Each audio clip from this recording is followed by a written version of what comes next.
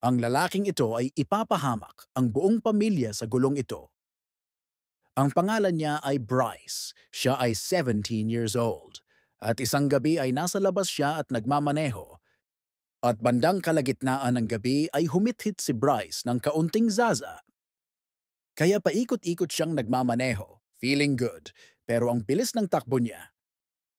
At doon siya napansin ng isang pulis na tatawagin na lang nating officer. Nakita siya ni officer, kaya sinundan siya. Kaya napansin ni Bryce yung red at blue na ilaw sa likod niya. At ang nasa isip niya, ay putek, huhulihin ata ako. Kaya huminto siya, tapos lumapit si officer sa kotse niya at nagsimulang ipaliwanag kung ano ang nangyayari. Here's my stop, you're going 73 and a 55. Any kind of drugs or alcohol or anything in the car? No. At akala ni Bryce ay wala lang, ticket lang dahil sa bilis ng takbo niya. Pero naamoy ni officer yung galing sa loob ng kotse. Naamoy niya yung zaza na hinihitit ni Bryce. At hindi lang yan kasi menor de edad si Bryce at nagmamaneho siya habang nakadroga. Pero biglang bam! May isa pang kotse na huminto malapit sa kanila. At yung nagmamaneho ay isang babae at tatawagin na lang natin siyang mom kasi siya ang nanay ni Bryce. Mukhang galing si mom sa isang family event malapit doon. Kaya dumiretso siya para alamin kung bakit hinuli ang anak niya. Napansin ni officer na dumating si mom. Can I help you with something? It's my son. Okay, do you have the insurance? I don't have it on me right now. How fast is it Going 73 and a 55. And it smells like weed in the car. You know he smokes weed? It doesn't everybody. I don't know about it. So Okay. there's stuff in his car is what you're telling me? Well, that's what it looks like. You're going to get him out and look through the car? I'm gonna search the vehicle. Kaya kinausap muna ni officer si mom. Tapos sinimulan niyang halughugin ang kotse ni Bryce. Sinusubukan siyang arestuhin ni officer pero nagkagulo sila. Hop out for him, bud. Don't get out of the car. Don't get out of the car. Hop out of the car. Why? Get out of the car. Get out of the car. Because it smells like weed in the car and they're shaking the car. If you don't move, you are gonna get arrested too, ma'am. If you don't move, you need to leave my stop now. You need to leave my stop. Pull me over for speeding. That's Yeah, you can't. You need to leave my stop now. you can arrest Get back in your car and leave. I'm going to be here. I'm telling you right now. I will be here with my... He's Just pulling... let it go. He is pushing me. You're under arrest. Get on video. Nope, Get you're on under video. arrest. Get on video. You're under Get arrest. up. Get on the ground. Are you kidding me? Nope, Get on I'm video. not kidding you. I told you to stop. Get on video, Bryce. Get on video. Are you kidding me right now? Get off of me. Tapos sumingit si Bryce at tinangkang makialam. Lumapit siya masyado kay officer kaya naging magulo na talaga ang lahat. Nothing. I stopped for my 17-year-old kid. Stand up. Get off! Get off! You want to go to jail too? My Get out of my face. My hands are up. My hands are up. Get off of us! Who are Turn you? around. My hands are up. What is wrong with My you? hands are up. I haven't done I anything. told you. Put your hands up. Put your hands You're up. under arrest. Help! Hands are up. Help! Stop. I told you to stop. Your hands are up. What the did you do? If you don't get out of my face, What? My hands are you're up. going to get tased. What am I doing? Stop. What am I doing? Oh my God! You're going to get tased. Pero kung makikinig ka ng mabuti, maririnig mo si Bryce na nagsasabi ng isang bagay na tipong isang taong humithit nang maraming zaza lang ang makakaisip. Brian! I already have him on the way, bud. At ang nakakatawa, si Bryce pa mismo ang tumawag sa pulis.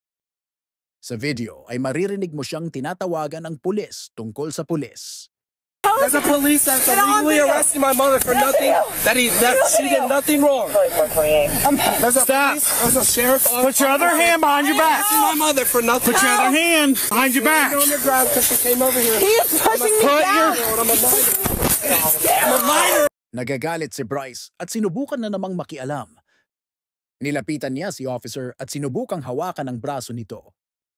She can't breathe. You touch me again, you're gonna get tased. She can't breathe. You touch me again, She can't you're breathe. gonna get tased. She can't. Okay, I'm telling you right now. I'm not touching you, am I? Back up. No. I can't breathe! Back What up. am I doing illegal? What Back am I doing up. illegal? Can't breathe. What am I doing illegal? Breathe!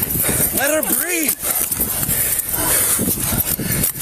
Officer's not letting my mom breathe right now. Help me! Really? Help, please. Stop. Arrest. Hey, put your hand behind your Put your hand behind your back. Put your hand behind your back, please.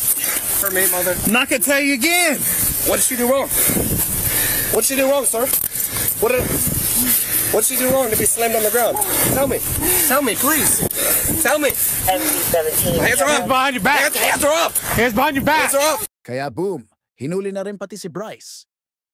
At habang dinadala siya, kung ipapause mo yung bodycam video, ay makikita mong si Mom nasa gitna na ng kalsada, nakaposas at tinatangkang lumayo. Tapos umabot pa sa punto na pareho silang nakaluhod at sumisigaw ng tulong. On your knees. Get down. Somebody record this. Somebody record this. Record it, please. At kung di mo akalain ay may isa pang kamag-anak na bigla na lang dumating. Mukhang gusto din niyang makialam. Kita mo naman dito sa footage. At maririnig mong sumisigaw si officer sa kanila. Stay back. Kaya after ng lahat ng kaguluhang ito, ilang minuto lang ay dumating na yung ibang mga pulis at sa wakas ay naayos din nila yung gulo. Nilagay nila si Bryce sa likod ng police car at buong biyahe ay puro dakdak at trash talking lang ang ginagawa niya. So what have I done wrong? Besides speeding. Get in the car. I know, I am gently. Get in the car. You can be polite, you're a bitch. Move your foot. Jesus Christ. At syempre, nung isinakay na si Mom ay hindi rin siya tumigil sa kadadaldal. It's really small. Hope you enjoy jail tonight. Maybe get in better shape, badass. Pero hindi pa diyan nagtatapos. Dahil pagkatapos nilang ayusin yung gulo, ay nakaposas pa rin si Mom sa likod ng police car. At nung sumakay na si officer para dalhin siya sa presinto, ay grabe kung magsalita si Mom. Todo trash talk si Mom sa kanya. I have so many connections, you have no idea what you just said, sir. We have that all on video. It's going on everything. I have it on video too, Good. ma'am. That is great. So- Because you told me I couldn't stay with my 17-year-old son. You're right. And then you forced me on the ground. Shh, we're not gonna sit here and argue, ma'am. Your job is on the line. You don't know my connections. It's going on. It's Okay. going down. Okay, I will be, yeah. that's perfectly fine. I hope your kids, I hope your wife, I hope they all get because you are a f***er. Karma is a bitch. How dare you treat me and my son that way? Yeah. Yeah. Oh, it's all fun and games to you, isn't it? Not really. Is your name Jessica?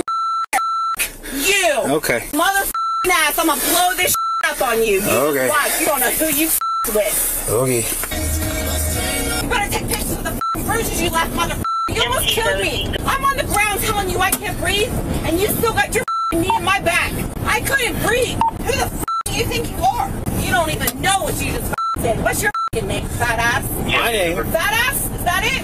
That looks about right. With a Negative. little fat ass with a little that sounds right. That's it. You just lost your job. You watch. You don't know who I know around here. Fat ass mother with a small to blow this up. I will make sure of it. Listen, you have the right to No, you remain shut silent. Nakakatawa pa. Kasi mukhang wala naman palang connection si Mom o kakilalang may kapangyarihan. Kaya sa huli ay boom! Ikinulong siya ni officer. Eto ang mugshot niya. Base sa nabasa ko ay umamin si Mom sa kasalanan. Kaya binigyan siya ng probation at community service pero wala namang sobrang bigat na parusa. Samantala si Bryce ay wala akong masyadong nakita tungkol sa kanya. Siguro dahil menor de edad pa siya kaya wala masyadong parusa.